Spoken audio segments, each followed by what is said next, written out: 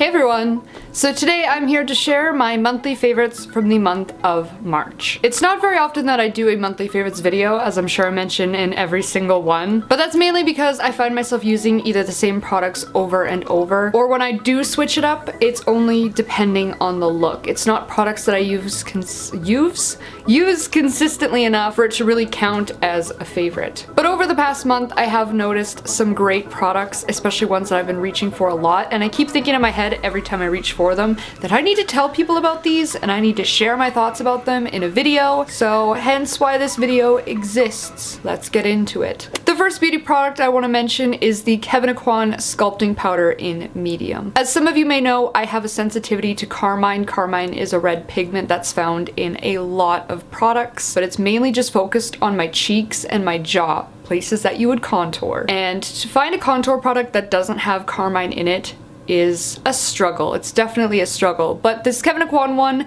does not, and it is phenomenal. It's quickly become my go-to. It is pretty pricey, but it's completely worth it in my opinion. The powder itself is so soft. It's extremely lightweight on the skin. It starts off sheer, but it's very easily buildable, and it's just great for contouring. It has gray undertones to it, so it looks very natural on the skin, and no matter how much you build it up, it's very hard to overdo it, and it just always looks natural and it just blends out so beautifully. And if you have the extra money and you want to treat yourself, definitely pick this one up because I haven't found a contouring product that I love as much as this one. My next beauty favorite is the Makeup Forever Ultra HD Stick Foundation. If you saw my review on this product, then you already know that I am there's a cat fur in my mouth. If you saw my review on this product, you will know that I have become a huge fan of it, and it's my go-to foundation. It's really great for dry skin, it's long wearing, it feels lightweight and comfortable, it's easy to build and blend out. I usually have issues with foundations and products creasing in my expression lines. No matter what I put on it, no matter what I do, I always find myself creasing there. But this foundation has been the least creasing product that I've tried there. It also comes in a great selection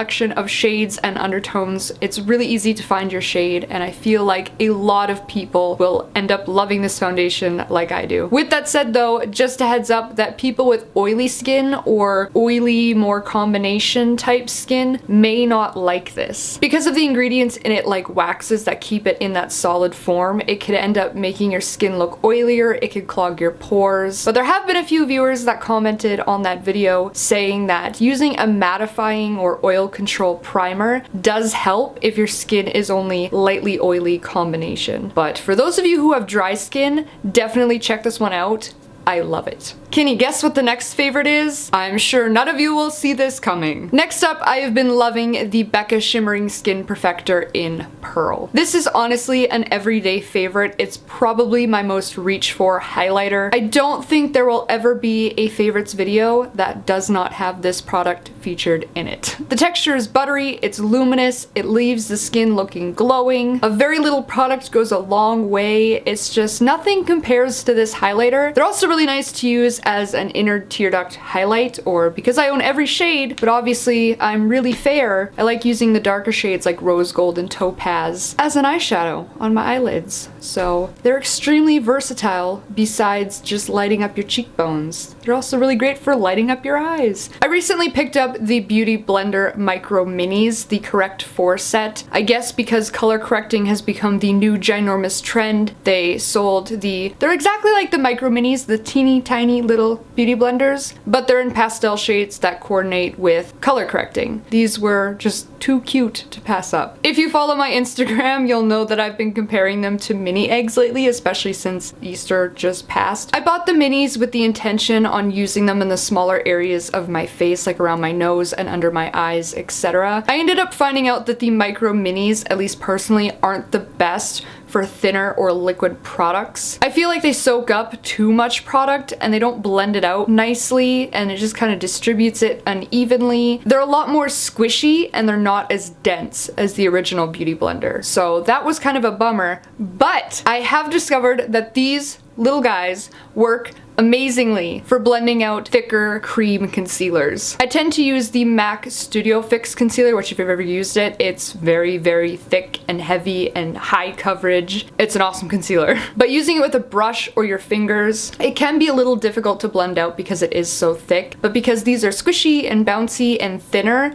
they do an excellent job of blending out the cream product. You literally just dab, dab, dab, and you're good. These are great for that. But I've also been loving the original regular Beauty Blender for foundations and stuff like that, so it's kind of a 2-in-1. I've just been liking beauty blenders, I guess. My favorite new eyeshadow discovery has been the Urban Decay eyeshadow in Beware. My favorite transitional brown shade is one from the Urban Decay Pulp Fiction palette, but I wanted to find a shade that was going to be permanent because the thought of running out of this shade in the limited edition palette is frightening because it's my favorite. So I went on a hunt to find one that's similar, and Beware is pretty darn close. The texture of it is just what you'd expect from Urban Decay. It's very buttery and soft and smooth. It blends out easily on its own and with other shadows. It's just a great transition shade. So if you've been looking for one, maybe check this one out. It is a warmer brown, but I like it. I'm pretty sure I've mentioned this product before, but it is the Kat Von D ink liner in Trooper. I found myself doing a lot of winged liner with looks lately, and this is just the easiest one for the job. It really is like drawing and using a Sharpie on your face. It creates lines so easily and cleanly. It's super pigmented and black, and it lasts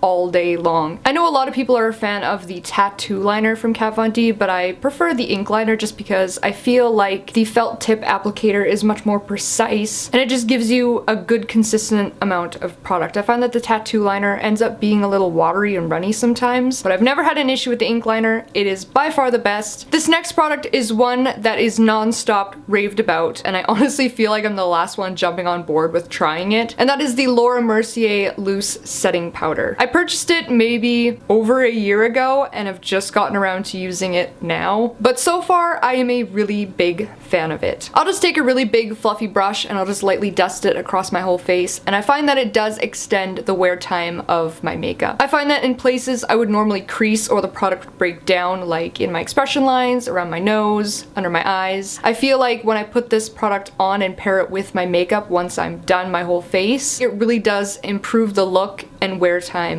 of my makeup. So I've been really liking that setting powder. If you haven't tried it, definitely try it. It is a loved product for a reason. The next product that I've been loving, surprisingly, is the Fresh Sugar Shine Lip Treatment. Yes. I have a bunch of little deluxe sizes from sets from over the years just laying around, and one day after taking lip swatches, I just decided to throw it on to keep my lips hydrated, and even though it's kind of just your ordinary regular gloss, it's non-sticky, it doesn't get tacky, it has been keeping my lips hydrated. It's just a super easy thing to throw on, know your lips are gonna stay hydrated, they're not gonna crack or flake or get chapped in any ways, and it has a light citrusy scent and smell. Scent and smell are the same thing. Scent and taste. There we go. The shine is real, the shine is nice. Another product that has quickly become a favorite, and it's another product I feel I'm really late on the game on, it's the Ardell Demi Wispies False Lashes. The band on them is very thin, therefore it's really easy to apply them and they blend into your natural lashes very easily. They still have that defined outer flare that most people look for in lashes, but they're not too long and they're not too dramatic. But they definitely add that extra oomph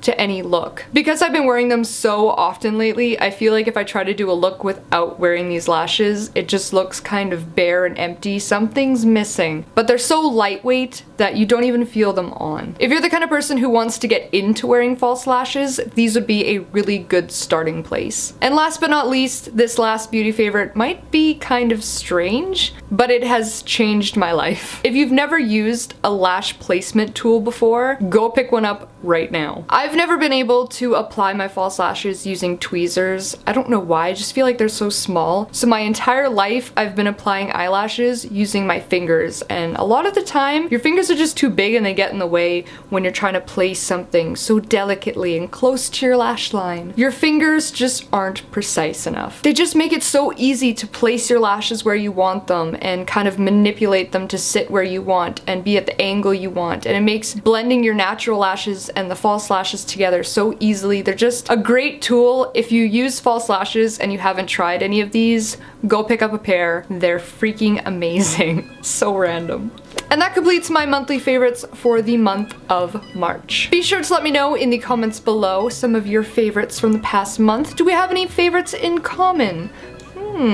As always, I will have a full list of products mentioned down in the description as well as up on my blog. If you enjoyed this video, be sure to like, comment, and subscribe to show your support. As I always say, I hope you found this video helpful and hope that you're having a fantastic day, and thank you so much for watching.